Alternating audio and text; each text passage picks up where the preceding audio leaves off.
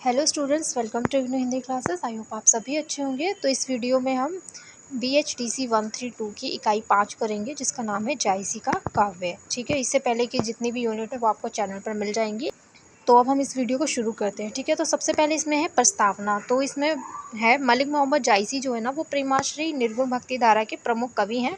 ठीक है, आपको पता होगा जो भक्ति काल था उसको ना दो भागों में विभाजित किया गया था। उसके अंदर भक्ति काल के अंदर दो तरह की भक्ति होती थी। ठीक है, एक तो होता था निर्गुण और दूसरे होता था सगुण भक्ति। ठीक है, तो पहले हम बात करेंगे निर्गुण भक्ति की, क्योंकि जो मलिक मोहम्मद जायसी है वो निर्गुण भक्ति से ही आते हैं। लेकिन निर्गुण भक्ति की भी ना दो शाखाएं थी। ठीक है, एक तो था संत काव्य धारा और दूसरा था सूफी काव्य धारा। ठीक है, इसके अंदर भी दो तरह की जो काव्य धारा थी वो चल रही थी निर्गुण के अंदर। तो जो संत काव्य धारा थी उसको ना ज्ञानाश्रय शाखा कहा जाता था और सूफी काव्य धारा को प्रेमाश्रय शाखा नाम दिया गया था। तो जो मलिक मोहम्मद जायसी हैं वो प्रेमाश्रय निर्गुण भक्ति धारा के ही प्रमुख कवि हैं। ठीक है, अब इनकी जो रचनाएं हैं वो सूफी तत्वों और लोक जीवन की अभिव्यक्ति से समृद्ध हैं। ठीक है, उनकी जो साधनात्मक रचनाएं हैं, जैसे कि अखरावत और आखिरी कला, ये ना उनकी साधनात्मक रचनाएं हैं। ठीक है, वहीं अगर हम बात करते हैं पद्मावत की, तो उसमें हमें प्रेम और साधना के साथ साथ ना लोक जीवन के भी विभिन्न पहलू हमें दिखाई देते हैं जो उसमें शामिल किए गए हैं। ठीक है, अब पद्मावत में ना पद्मावती ब्रह्म की प्रतीक है और रत्नसेन एक साधक का प्रतीक है। ठीक है, अब ये जो कृति है वो ब्रह्म प्राप्ति की साधक यात्रा का वर्णन करती है, जिसमें अवधी भाषा के ठेठ रूप का प्रयोग हुआ है। ठीक है, तो ये तो थी प्रस्तावना। अब हम आगे बात करेंगे जायसी का व्यक्तित्व और रचना संसार की। अब अगर हम इसमें देखें जायसी के व्यक्तित्व और रचना संसार को, तो जायसी का जीवन अगर हम देखेंगे इसमें, तो मलिक मोहम्मद जायसी का जो जन्म है उसमें भी अनुमान हम लगाते हैं कि 1464 ईस्वी में हुआ था, 1870 हिजरी। ठीक है, और मृत्यु की अगर हम बात करें तो 1542 ईस्वी यानी कि 949 हिजरी में हुई थी, ऐसा अनुमान लगाया जाता है। ठीक है, अब वे ना जायस नगर से संबंध रखते थे। उनके माता पिता की जो मृत्यु के बाद उनका जो बचपन था वो काफ़ी ना फ़कीरों और साधुओं के बीच में ही बीता था। उनके माता पिता की मृत्यु हो गई थी उसके बाद। अब वे ना थोड़े कुरूप भी थे, एक आंख से देख भी नहीं सकते थे, और लेकिन शेरशाह सूरी के ना समकालीन थे वो। ठीक है, जो शेरशाह सूरी थे उनके समका उसी समय काल के वो रहे थे, और उन पर ना सूफी मत से भी वो ज़्यादा प्रभावित हुए थे, क्योंकि अभी हमने बात की कि वो ना साधुओं के बीच में बैठा करते थे, फ़कीरों के बीच में बैठा करते थे, एंड जिस वजह से क्या था उनके ऊपर सूफी मत से का प्रभाव बढ़ गया था। ठीक है, उन पर पड़ा सूफी प्रभाव।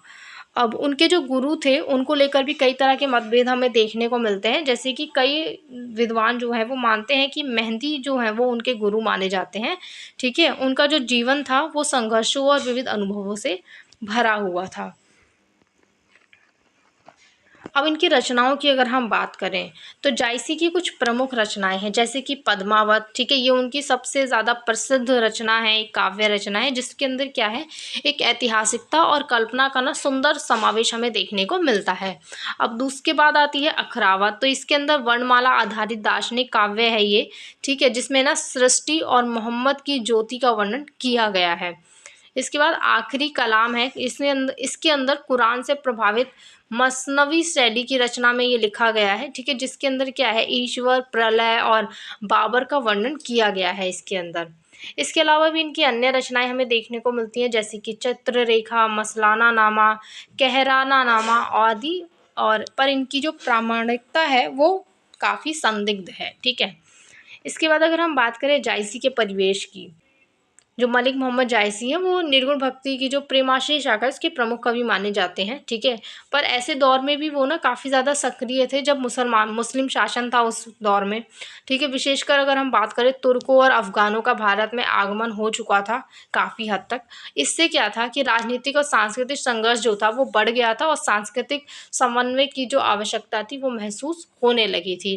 ठीक है, अब सूफी काव्य की और भक्ति आंदोलन ने ना इस समन्वय को काफ़ी ज़्यादा बढ़ावा दिया, और जिससे क्या हुआ, जायसी ने अवधी भाषा और हिंदू कथाओं को अपनाया और उनको अपनाकर धार्मिक सीमाओं से ऊपर उठकर ना प्रेम और एकता का संदेश अपने रचनाओं के माध्यम से दिया था। ठीक है, अब जहाँ पर अगर हम बात करते हैं कबीर की, तो कबीर ने दोनों धर्मों की कुरीतियों की आलोचना की। वहीं जायसी ने क्या किया था, इस्लामिक आस्था को बनाए रखते हुए समरसता पर बल दिया था। ठीक है, अब इनकी विशेषताओं की अगर हम बात करें तो ये ना समाज से प्रेरित जीवन और भाषा का प्रयोग करते थे। ठीक है, समाज से प्रेरणा लेते थे और उसी समाज से ही जुड़ी हुई जो भाषा होती थी उसी भाषा का प्रयोग करके ये रचनाएं किया करते थे। अब इस्लामिक दर्शन और भारतीय संस्कृति सांस्कृतिक तत्वों का भी इनकी रचनाओं में हमें मेल देखने को मिलता है।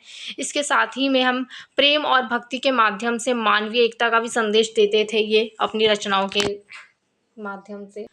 और जो जायसी हैं वो सांस्कृतिक समन्वय के प्रतीक कवि माने जाते हैं। ठीक है, अब जायसी की अगर हम भक्ति की बात करें तो पद्मावत जो है उसमें जायसी की निर्गुण प्रेमाश्री भक्ति का श्रेष्ठ उदाहरण है ये। ठीक है, जिसमें ना प्रेम को जीवन और आध्यात्मिक से गहराई से जोड़ा गया है। ठीक है, सूफी मत का दर्शन इनके काव्य में हमें देखने को मिलता है। तो सूफी मत इस्लाम की प्रेम प्रधान शाखा है। ठीक है, अब जो ना कठोर धर्माचार का विरोध भी करती है। इसके अंदर प्रेम और आत्मा की शुद्धि जो है वो इसके केंद्र में रहती है इस सूफी मत में।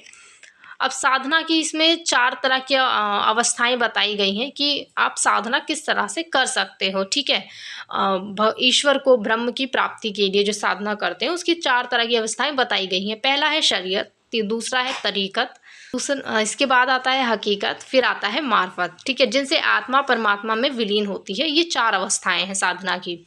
अब सूफी मत का लक्ष्य जो है वो ईश्वर की प्राप्ति है और प्रेम को साधन मानकर वो ईश्वर की प्राप्ति करते हैं। ठीक है, अब जायसी के काव्य में अगर हम प्रेम तत्व की अगर हम बात करें तो प्रेम को ना जायसी ने केवल भावनात्मक नहीं बल्कि आध्यात्मिक और सामाजिक स्तर पर भी चित्रित किया है। ठीक है, प्रेम घाव को गहरा और निजी अनुभव बताया है इन्होंने। संयोग और वियोग दोनों का चित्रण पद्मावत में हमें देखने को मिलता है जो कि भावनात्मक रूप से किया गया है। नागमती का वियोग हमें देखने को मिलता है इसमें। नागमती कौन थी? राजा रत्न सेन जो थे उनकी पत्नी थी नागमती। ठीक है, अब हिंदी साहित्य में अद्वितीय और मार्मिक जो है वियोग का चित्रण हमें देखने को मिलता है नागमती के वियोग का, जिसे उन्होंने ना एक 12 मासा के अंदर बताया है। ठीक है, नागमती का जो वियोग है वो प्रकृति के माध्यम से इन्होंने चित्रण किया है। साल में 12 महीने होते हैं तो 12 मासा नाम से ही उन्होंने हर एक ऋतु का वर्णन करके नागमती के वियोग का वर्णन किया है उस काव्य में। ठीक है, अब प्रतीकात्मकता की अगर हम बात करें इस काव्य के अंदर तो इसमें ना कथा के अंदर हमें काफ़ी सारी गहराई देखने को मिलती है। ठीक है, अगर हम शरीर की बात करें तो वो चित्तौड़गढ़ है जहाँ पर राजा रहा करता था, जहाँ से राजा रत्नसेन था। ठीक है, मन की बात करें तो वो राजा है। पद्मावती जो है वो बुद्धि का प्रतीक है। गुरु जो है वो तोता जो इसमें तोता का प्रतीक है। ठीक है, नागमती जो है वो सांसारिक बंधन का प्रतीक है और अलाउद्दीन जो है वो माया का प्रतीक है। तो इसमें जितने भी चरित्र हैं वो कहीं ना कहीं किसी प्रतीक को दर्शाते हैं। ठीक है, दिखाते हैं हमें। अब काव्य की रूपकता की अगर हम बात करें तो पद्मावत जो है वो लौकिक से अधिक आध्यात्मिक और दार्शनिक कथा है एक। ठीक है, अब जायसी का जो काव्य है वो प्रेम भक्ति और सांस्कृतिक समरसता का गहन प्रतीक है। इसके बाद है जायसी के काव्य में लोक जीवन। तो पद्मावत में ना प्रेम कथा के साथ ना लोक जीवन का यथार्थ चित्रण भी हमें देखने को मिलता है। जैसे प्रेम और समाज अगर हम देखें तो प्रेम को पारिवारिक सामाजिक संदर्भों से जोड़ा गया है इसके अंदर। ठीक है, प्रतीक योजना की अगर हम बात करें तो पद्मावती ईश्वर की प्रेम सत्ता है। ठीक है, राजा रत्न सेन जो है प्रेम व्याकुल जीवन जीत रहे हैं, जिससे क्या है प्रेम लोक तक पहुंचता है। ठीक है, संघर्ष और प्रेम की अगर हम बात करें तो प्रेम के साथ इसमें संघर्ष का संयोजन भी हमें देखने को मिलता है जो आम जन के अनुभव से जोड़ता है। ठीक है, लोक संस्कृति भी हमें देखने को मिलती है जैसे जन्म मृत्यु श्रृंगार भोजन युद्ध आदि के जो दृश्य हैं वो काव्य के अंदर बहुत ही अच्छे तरह से गुथे हुए हैं। जीवन चित्रण की अगर हम बात करें तो सिंगल द्वीप की पनिहारिने हैं। ठीक है, बाजार है, हाट व्यापार है, सबका सजीव वर्णन इनके काव्य में हमें देखने को मिलता है। रूपक और लौकिकता की अगर हम बात करें तो रूपकों के माध्यम से ना लोक संस्कृति को संरक्षित किया गया है इस काव्य में।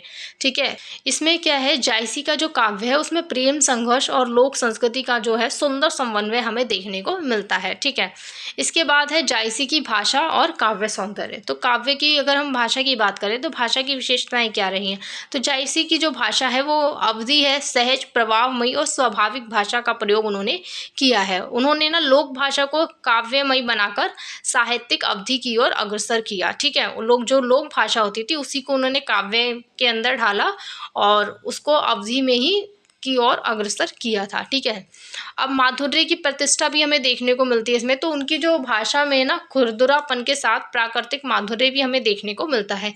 अब ये जो माधुर्य है वो संस्कृत निष्ठ ना होकर ना लोक मिठास से भरा हुआ है। ठीक है, जो कविता को सजीव बना देता है।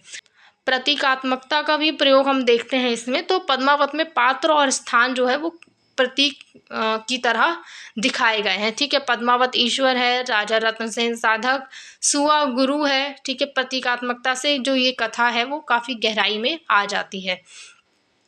अप्रस्तुत व्यंजना भी हमें देखने को मिलती है, जो प्रस्तुत के माध्यम से अप्रस्तुत भावों को प्रकट किया गया है इसमें। जैसे पद्मावती के आंसू को मोती की तरह बताते हैं। ठीक है, ये जो शैली है वो भावनाओं को प्रभावी बना देती है। इसमें ये बात आगे है प्रबंधात्मकता। तो पद्मावत एक ना सशक्त प्रबंध काव्य है। ठीक है, इसमें जो घटनाएं हैं वो स्वाभाविक होती हैं, भाषा काफ़ी सरल और ये जो काव्य है मसनवी शैली में भारतीय फारसी परंपरा का समन्वय देखने को मिलता है इसमें। ठीक है, और ये मसनवी शैली में लिखी गई है। अब अलंकार की अगर हम बात करें तो जायसी ने ना पारंपरिक अलंकारों का प्रयोग किया है अपनी रचनात्मकता के साथ। ठीक है, अलंकरण भावों की को ना गहराई और सौंदर्य प्रदान करते हैं वो। इसके बाद लास्ट में है निष्कर्ष। अगर हम देखें तो जायसी की जो भाषा है वो लोक भाषा से श्रेष्ठता की यात्रा है, जिसमें ना माधुर्य, प्रतीक, व्यंजना, प्रबंध और अलंकार का सुंदर संतुलन हमें देखने को मिलता है। आई होप आपको ये समझ में आ गया होगा। ये जो यूनिट है वहीं पे ख़त्म हो जाती है और बाकी की यूनिट भी आपको चैनल पर मिल जाएंगी। आप वहाँ पे डायरेक्ट जाके वीडियो देख सकते हैं। वीडियो पसंद आती है तो वीडियो को लाइक करना, शेयर करना, कमेंट करके बताना वीडियो कैसा लगा। Bye bye.